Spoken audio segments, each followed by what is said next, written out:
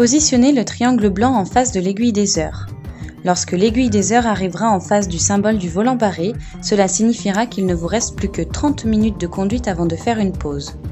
Le triangle blanc à côté du volant barré vous indiquera que la période de 4h30 de conduite continue sera écoulée.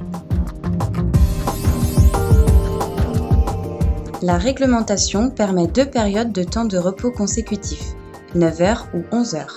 Lorsque vous avez terminé votre journée de travail, positionnez le triangle blanc en face de l'aiguille des heures.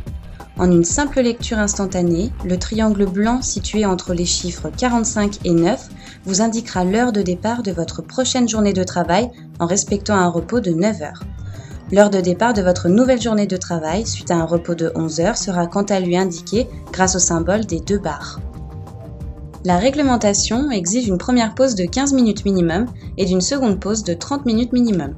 Vous avez cependant la possibilité de ne faire qu'une seule pause de 45 minutes.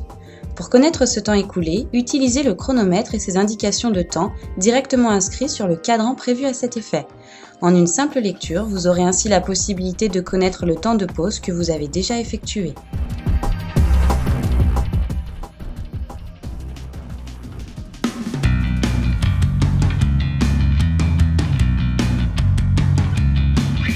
La réglementation impose un temps de conduite et de travail maximal sans pause intermédiaire de 6 heures.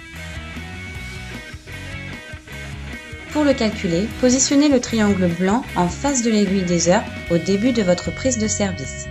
Lorsque l'aiguille arrivera en face du repère 30 de la couronne, le conducteur sera obligé de faire une pause de 45 minutes minimum.